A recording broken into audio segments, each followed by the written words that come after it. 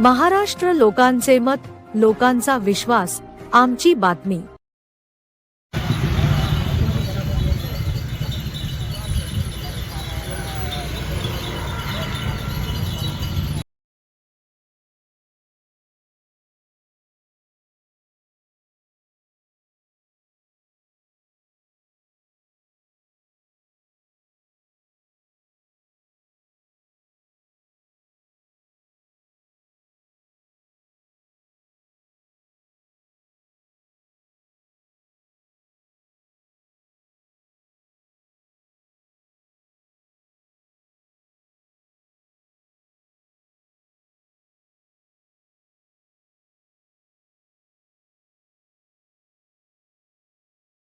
Sir काय सांगणार sir, आजपासून आपल्या प्रचाराला सुरुवात झालेली आहे। आज सांगली जिल्हा परिषद गट आणि पळशी पंचायत समिती गण आणि सांगली पंचायत समिती गण या प्रचाराचं शुभारंभ आज पळशी येथून आदरणीय रावसाहेब दानवे दादा आणि आमचे आमदार अनुराधाताई चव्हाण यांच्या उपस्थितीत आज पार पडत आहे। आणि हा उत्साह भारतीय जनता पार्टीच्या प्रत्येक कार्यकर्त्यामध्ये जोरात आहे।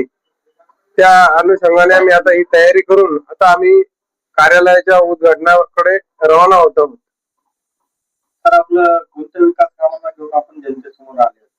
सर्वप्रथम विकास काम डेव्हलपमेंट तर भारतीय जनता पार्टी सगळीकडेच करते। तुम्ही पाहताय रस्ते होत आहे, पाणी जल जीवन मिशन मधून गावागावात पाणी पोहोचते। पण आता ज्या वैयक्तिक लाभाच्या योजना आहेत त्याच्यामध्ये आम्ही जास्त प्रमाणात भर देणार आहोत। भविष्यामध्ये एक एक लाभार्थी शोधून त्यांना त्यांचा लाभ मिळवून देण्याचं काम आम्ही या येणाऱ्या भविष्यकाळात करणार आहोत। मतदारांना तुम्ही काय आवाहन करणार? मतदारांना आवाहन करणार की कामाचा माणूस निवडा, कामाच्या माणसाला मतदान करा। जो तुमच्या कामाला येईल, अर्ध्या रात्री कामाला येईल अशा माणसाला निवडा आणि मतदान करा।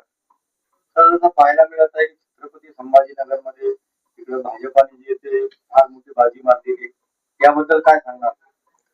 भाजपा देशात सत्तेत आहे, राज्यात सत्तेत आहे आणि भाजपावर एक लोकांचा विश्वास आहे, महिलांचा विश्वास आहे, लहान लहान मुलांचा भाजपावर विश्वास आहे। म्हणून आज भाजपाची ही घोडदौड सुरू आहे।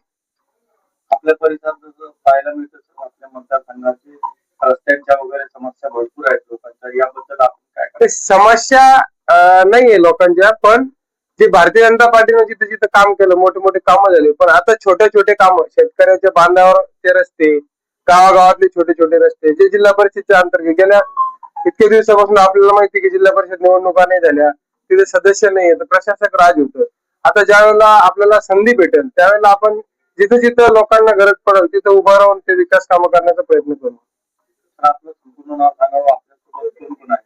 मी अजिनाथ बाबूराव धमणे आणि माझ्या सोबत आहे पळशी गणातून निर्मळाताई अंकुशराव पळसकर आणि सांगली गणातून सुमनभाई पूनमचंद चव्हाण या उमेदवार आहेत। सगळ्यांनी मतदान करावं, हा आपण आपला अधिकार आणि हक्क आहे तो करून मतदान जास्तीत जास्त प्रमाणात करावा असे सर्वांना आवाहन करतो।